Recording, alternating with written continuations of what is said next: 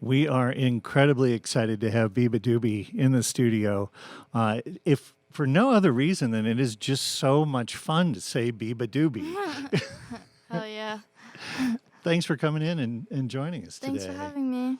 So we're also really excited because you're getting ready to drop a new EP, Space Cadet. It's out on the 18th. I've got a chance to listen to it, and it's like really good all the way through. Yay. Yay. Thank you. Yeah. So you're playing tonight at the Uptown part of the middle of the map, and you're sharing the bill with Claro, which has got to be a whole lot of fun. Yeah. Very strange. Very overwhelming. But I'm happy. I'm really grateful. So you've been in the States for how long? A week, 10 days? Week? 2 weeks? Yeah. 2 weeks. So how do you like it so far? It's very different, very overwhelming, very weird, but I'm going to get used to it. I think I'm getting used to it now. But, yeah, I miss home, but Yeah. I'm happy being here. Like, it's pretty cool at the same Yeah. time. Well, we're really excited to have you. Thanks for coming all the way over. So, you know, I think it's a safe bet that Beabadoobee is not on your birth certificate. Nope. Nope. Yeah. So your first name is B. Beatrice. So how would you like to be, like, in casual conversation? B? Okay. Yeah. All right. Just wanted to make sure. You actually started off playing the violin. You played for like 7 years. Yeah, 7 years. So when your dad brought home the guitar, did that just stop the violin cold?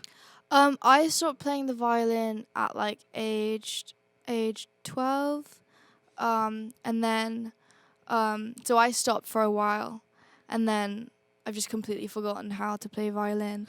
And I came home one day, and my dad had bought me a guitar. I was like 17 going on to 18, which means I haven't played for long, so I'm not that great. I'm a bit rough on the sides. I've been playing for like a year and a bit.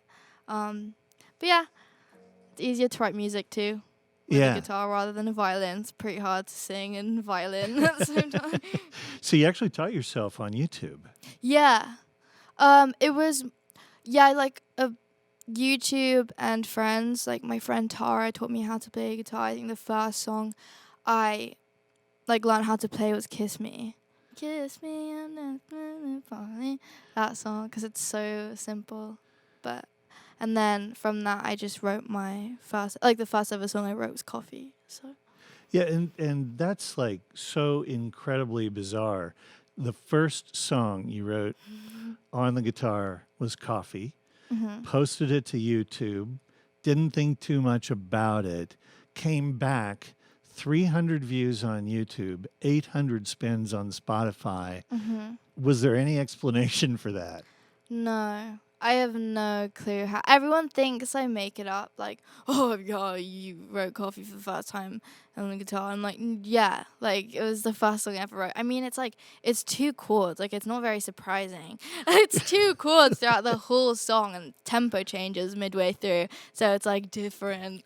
But it's like, it's so simple, and I guess I always wrote songs, but I wanted to play an instrument with it, and then I posted Coffee, and I just had no idea why or how it kind of blew up. Now it's like something ridiculous, like 9 million. It's crazy. I'm like, what the hell? Yeah. That is just unbelievable. You had to be stunned. Oh, hell yeah. It was strange because I called myself Beabadoobee because I didn't think much of it. I'm like, oh, no one's going to listen to me. Like, I was like to my friend Oscar, just call me like a stupid name, like Beabadoobee, like no one's gonna care. And then now I'm like Beabadoobee for the rest of my life. Well, we would love to hear a song if we could.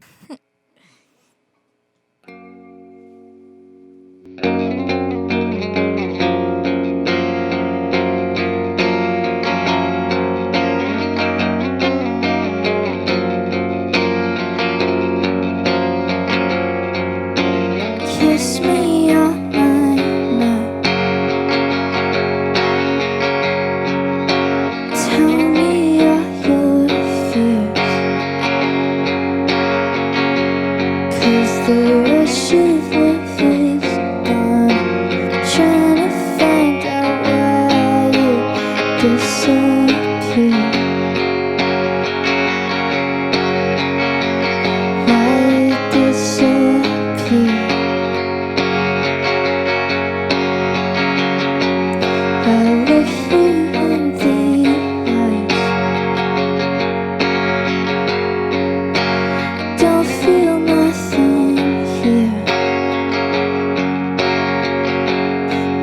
The feeling of the love that I used to have, yeah, disappeared.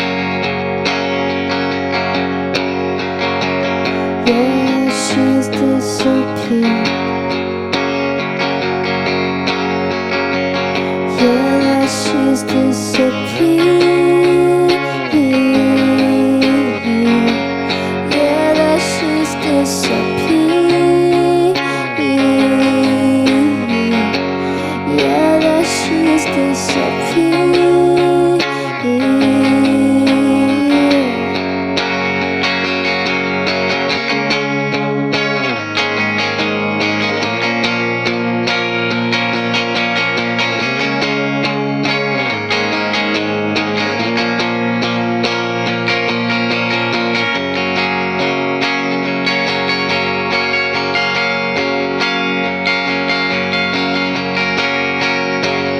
Do you remember?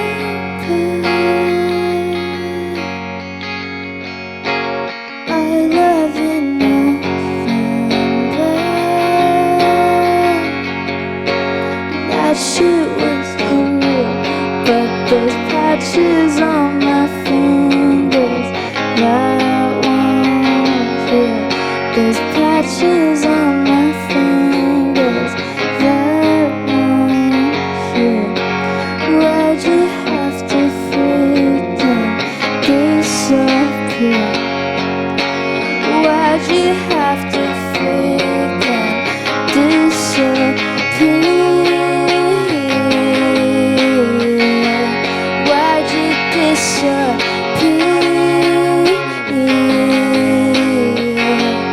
Why'd you disappear?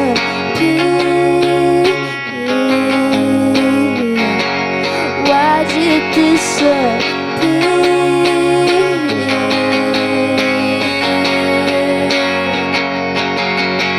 Please come back.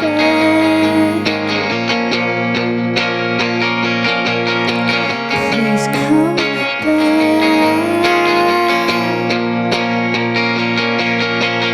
Please come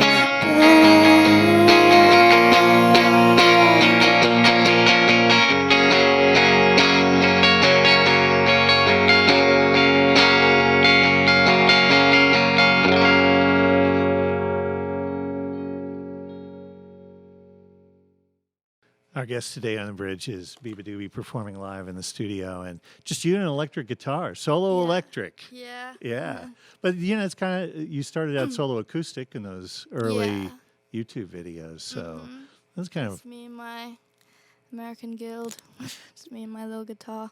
so when you got all those views and all those spins and the record label started calling, you ended up, signing, and it had to be really exciting to go into a studio and get to play with Yeah. all the toys. Oh, hell yeah. That's why Space Cadet exists. Because obviously at first, like, I was still trying to find myself, and, like, you can see in my discography, like, how much I've grown as an artist, I guess. And, like, Patched Up, I was, like, very Simon Garfunkel, Elliott Smith inspired, just very kind of, Kimmy A. Dawson-esque, very, very, naked. And then Love Worm came around, and I wanted to experiment with things. And, there's songs like Angel and songs like Disappear. And the guy who produces my music called Pete, he's from this band called The Vaccines. I'm obsessed with. I used to be obsessed with them so bad. And I was like, oh my God, it's Pete. But he basically just made everything sound amazing. So the first time you used drums. Yeah. Oh my God, drums. That's my drummer right there. Yeah, drums just sick. Like everything just like it just drums just make everything make sense. And I've always had, I was always obsessed with Sonic Youth and Pavement and Dinosaur Jr. and, all those bandy bands. And I was like, man, I want to be one of them. I want to be like Kimmy Dawson. Kimmy Dawson because of Moldy Peaches. I want to be Kim Gordon. Yeah, sure. Yeah, when I had the opportunity and...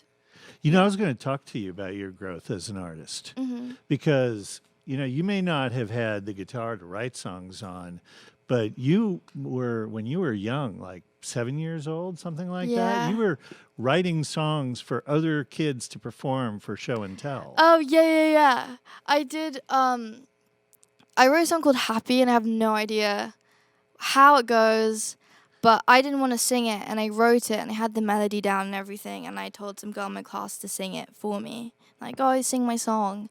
And it was really strange, because it was like, oh, it's be a show and tell, and I don't go up, it's just some girl. Yeah, and then I used to write songs about, like, phlegm, and, like, how, like, squirrels used to chase me. They were, like, really dumb, but I don't know. I just liked writing a lot. I wrote a lot as a kid. Yeah. You have a little brother that adores you from all accounts. And when I read that, I just thought, if I'm like a 7 or 8 year old brother of Beabadoobee, I think that the phlegm song and the squirrel song would probably be my favorites. Yeah, I have no idea how it goes. I think the phlegm song, I know that I do an example and I start phlegming in midway through. That's what I know. But yeah, Elijah, my brother, he's like the biggest fan. And, like, he knows, like, I swear a lot in my songs. So, like, like, every time there's a family party, he'd go up to someone, like, have you heard Bea's song? And they're like, yeah. And I'm like, you shouldn't listen to it. They're swearing. Just tell them. They're swearing. And I was like, oh. He's your biggest fan, but he's outing you to the family. family. I was like, they're swearing. Just, you shouldn't listen to it. So you went from songs about phlegm and squirrels chasing you to basically almost opening up your own personal diary. Yeah. So these are all very confessional and very honest and bearing yourself. You're wearing a Peanuts shirt today, and I thought a lot about your Peanuts fandom. Yeah. Because, it's such an unusual strip because Charles Schulz was not afraid to address the fact that life is hard through the voice of these kids, and yet the strip somehow remains joyful. Exactly. It was just a way of, like, they didn't have, like, counseling back then or, like, therapy, and, no one knew anything about mental health. But I think Peanuts managed to just kind of put it out in the world and, like, show that it exists. Not just on your shirt. Exactly. You've got an actual full 4-panel strip on your arm. Right here. Yeah. It's really cool. Second tattoo I ever got. Yeah. It's great. Thank you. So I just want to make one thing really super plain. I love what you're doing with the electric guitar, but you have a full band tonight. Yeah. And it's really energetic. Yeah. And it's really fun. It's all really right. fun. We'd love to hear another song if we could. Yeah, sure.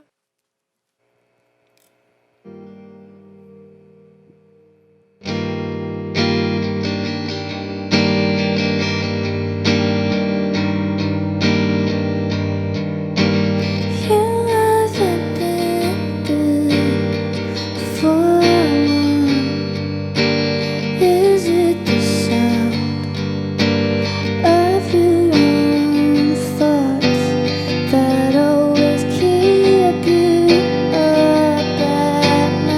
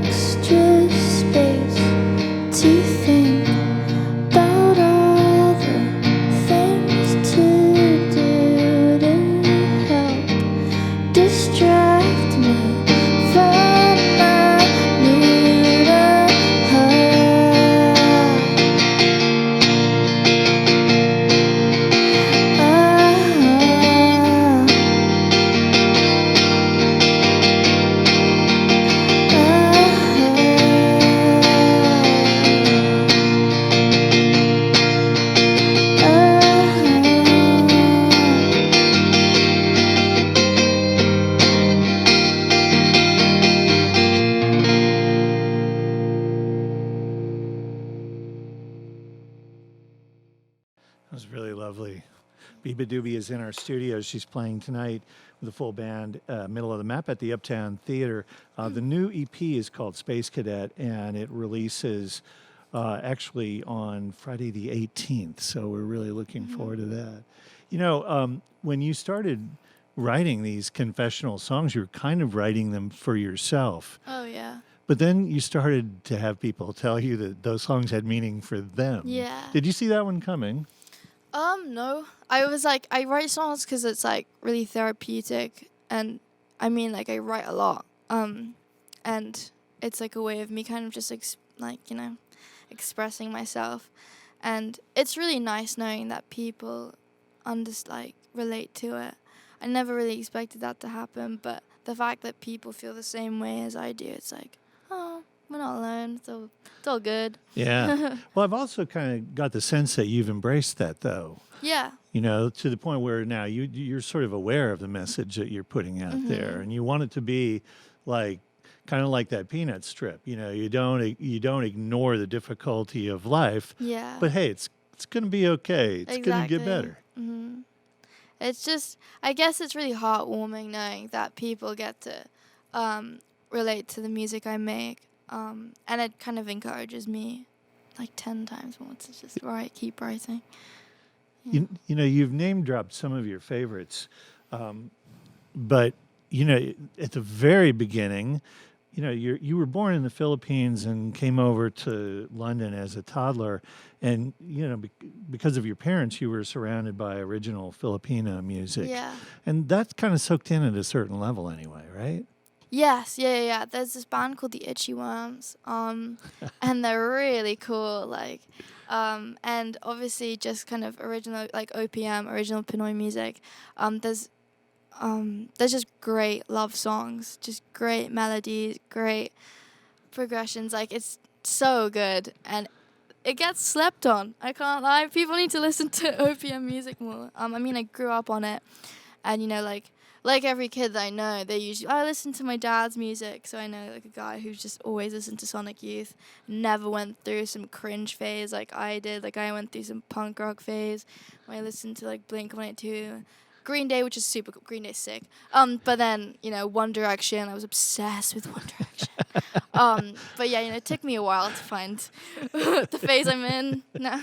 Well, you name dropped the Juno soundtrack was huge for you. You know, so good. And you've also mentioned the Beatles a lot, and Elliott Smith is big for you.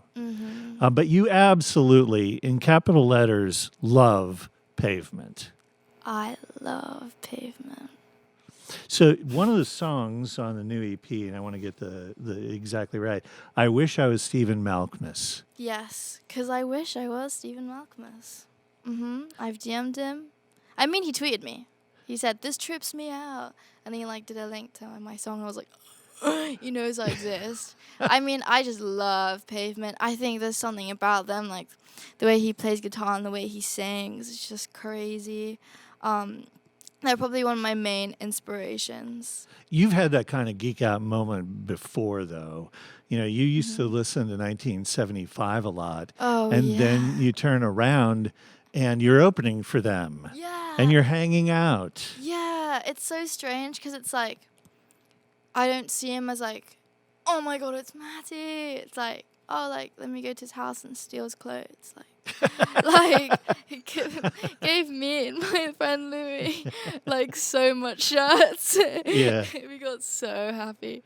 You know, I think it's kind of joyful that now you've found yourself in this position that, you know, you're looking for those moments. You've been working really hard to try and get Tom Hanks to sing on one of your songs. Yeah, I've DM'd him every day. I even DM'd his wife because I found out she made music. I didn't even listen to her music. I was like, collab? ? Just so I could just, you know, just be like, yo, where's like your husband at? Like, where's Tom Hanks? You have a poster from Big. Oh yeah, not just a poster, mate. The whole wall is like pictures of him, like pictures of his face around the Big poster. Yeah, not bad. Yeah, I'm not lying. I'm obsessed with Tom Hanks. So would you qualify this as stalking? No, I don't know, actually. I don't know where he lives. I mean, yeah, I think I do. I do. Yeah, This I is know starting where to he get troubling.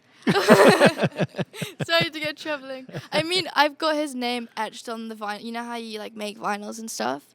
Like every EP I've put out has like in dedication to Tom Hanks, in dedication to Tom Hanks. Like I've got that etched on my vinyl. I think that whole question about whether or not you're a stalker has now been answered for me. I love Tom Hanks. So, I think the thing that's quite lovely here is that you were expressing yourself honestly, intently, openly. Success came without you really sort of driving for it. Yeah. You have embraced it. You're doing everything to make it as much as it can possibly be. But you still talk about being a nursery school teacher. Oh, yeah, I really want to be a nursery school teacher. That dream has not left. That's always been a dream of mine, but I was just not good at school to get the grades to become a nursery teacher. But yeah, I got kicked out. But like I still finished school and I didn't. But I still want to try being a nursery teacher or like have a school of rock or something. Teach kids to rock out and stuff. Well, you also want to write a children's book? Oh, yeah. That would be sick. That would be cool. I would illustrate it myself as well. It would be really cool. And then on top of all of that, it's like, and of course it would be an extra bonus if Tom Hanks had the leading role, but you want to do movie music. Oh, hell yeah. Like how Kim Mae Dawson did it. I mean, I love the Moldy Peaches and I love her. And I just found out that she also after like her music career and stuff, she became a children's book writer and like and she made music for kids, and I was like, that's so weird, because like I had no idea about that, but I was like, yeah, I really want to be a nursery teacher. But yeah, she's great, and like I kind of want to do something for a movie like that one day, or like Submarine, this film directed by Rich Daiwadi, and like Alex Turner did like a whole acoustic soundtrack, really simple songs, and like literally just him and his guitar, and it sounds so good, so good. You've talked about the Beatles, and Paul McCartney just wrote a children's book. Oh my God, man, I love Paul McCartney. I have every Beatles album on cassette, like every single. So how many times have you DM'd him? I've DM'd him not as much as Tom Hanks, but I've written a song for him. Oh, really? To sing. Wow. Yeah, and like I literally wrote it for Paul McCartney, and it's in French. So I was like, this would suit him so much. Like, yeah, he's just cool like that. Yeah, we would love to have one more song if we could.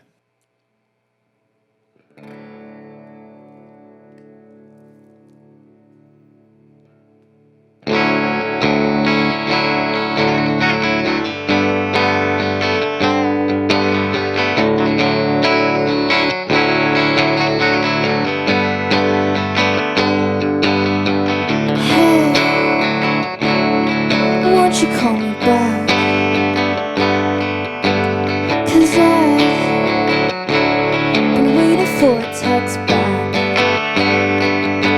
It hurts my brain. This chick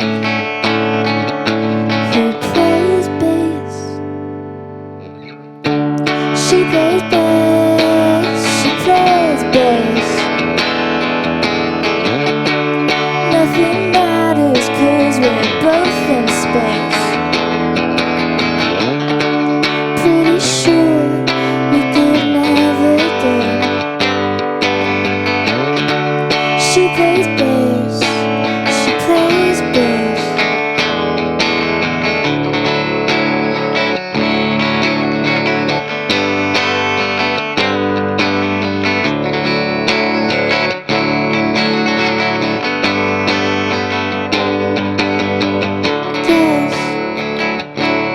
We're basically in the same boat. The world doesn't seem to get us though. But you're just stuck in space. Just play in your bass.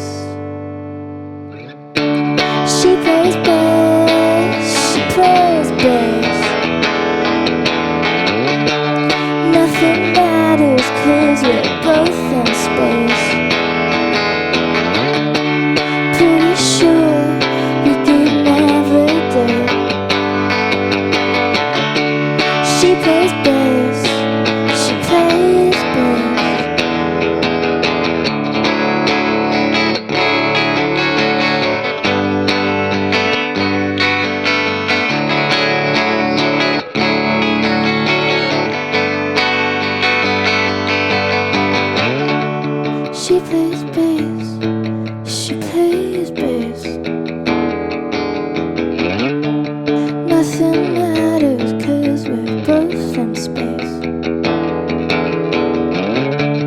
How I wish we could just date, so you could teach me how to be more like you. 1, 2, 3. Wish I was more like you. Wish I was more like you. Wish I was more like you.